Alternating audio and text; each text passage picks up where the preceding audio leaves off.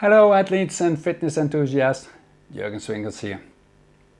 In this video I'm going to explain all about the concept of multiple transportable carbohydrates or MTCs. I believe in general carbohydrates do not require further introduction. They are important for your body as the main energy source along with fat. During prolonged exercise, in particular when you are not eating, the body mainly relies on fat as an energy source. However, with increasing exercise intensity, the body shifts to glucose or carbohydrate oxidation. Above about 60 to 65% of your maximum exercise capacity, the contribution of fat goes rapidly down, while during high intensity anaerobic exercise, glucose, or more precisely your muscle glycogen, being the only fuel. So it makes sense to ingest glucose during higher intensity exercises.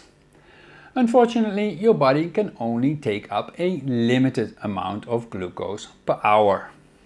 Fortunately, there is a way to increase the maximum carbohydrate uptake with roughly 50%. And to understand that process, we need to have a closer look at certain properties of different types of carbohydrates.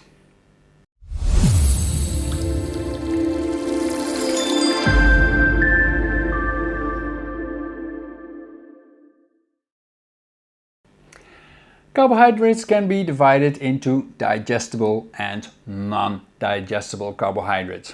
Fibers are the non-digestible carbohydrates and cannot be absorbed by the body. Digestible carbohydrates consist of saccharides or sugars and can be classified according to the number of sugar molecules. So there are monosaccharides with one sugar molecule, such as glucose and fructose. Disaccharides with two sugar molecules, such as sucrose, or with a popular name, table sugar. Oligosaccharides with 3 to 9 sugars and polysaccharides with 10 sugar molecules or more. Now back to the use of sugar as energy source for your muscles. First, you have to remember that your muscles will oxidize only glucose. Other monosaccharides like fructose will always first have to be converted to glucose before being used in your muscles. So ingestion of glucose seems like a smart strategy to fuel your muscles during intense exercise. However, as I mentioned before, your body seems to have a kind of a ceiling for the oxidation of ingested glucose during exercise. This ceiling is around 1 gram of glucose per minute or 60 grams per hour. Absorption of glucose, so transport across the wall of your intestine, is limiting. The capacity of the glucose transporters in your gut limits the glucose absorption. Now, how does this absorption of carbohydrates work? First of all, it's important to remember that in order to be oxidized by the active muscles, carbohydrates must be digested, absorbed by the intestine cells and delivered to the blood. Glucose uptake into the intestine cells is carried out by the sodium-dependent glucose transporter 1 or SGLT1. Different studies have shown that the rate of glucose transport by SGLT1 peaks at 60 grams per hour, even if larger amounts of carbohydrates are ingested. Fructose uptake does not use the SGLT1. Instead, fructose uses the glucose transporter 5 or GLUT5, which is not sodium dependent. Despite its name, GLUT5 is highly specific to fructose.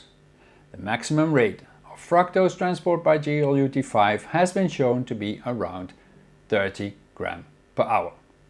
So the combined carbohydrate absorption capacity becomes 60 grams per hour for glucose plus 30 grams per hour for fructose equals 90 grams per hour of carbs.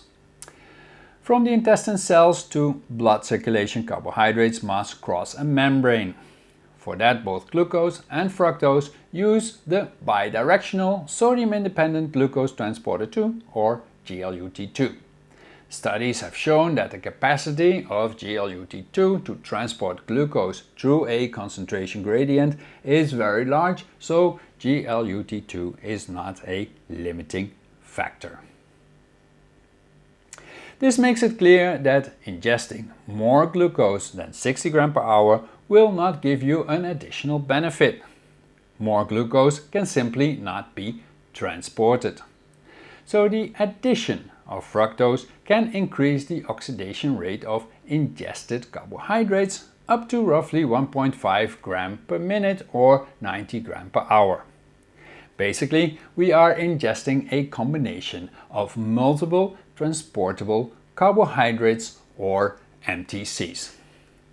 This is in particular relevant for those doing prolonged and intense endurance exercise, like road cyclists, long distance runners and triathletes.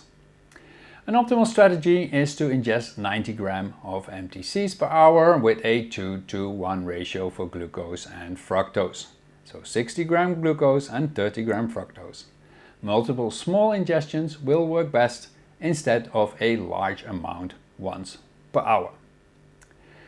So what is the recommended carb intake for event less than 2.5 hours?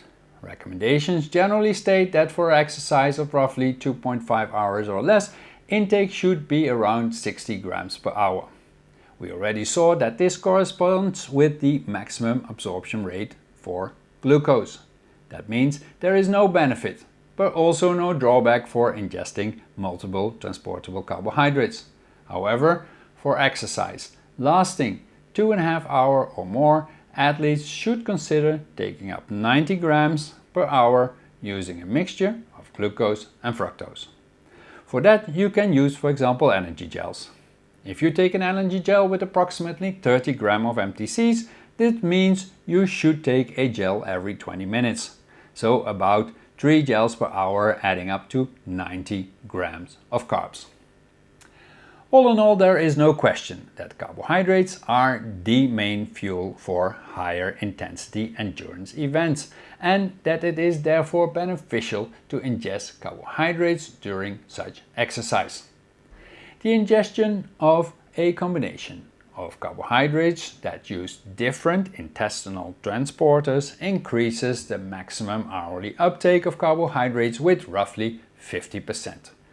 Therefore, multiple transportable carbohydrates, or MTCs, ingested at the rate of 90 grams per hour can be beneficial during endurance sports events or training where the duration of the exercise is 2.5 hours or more.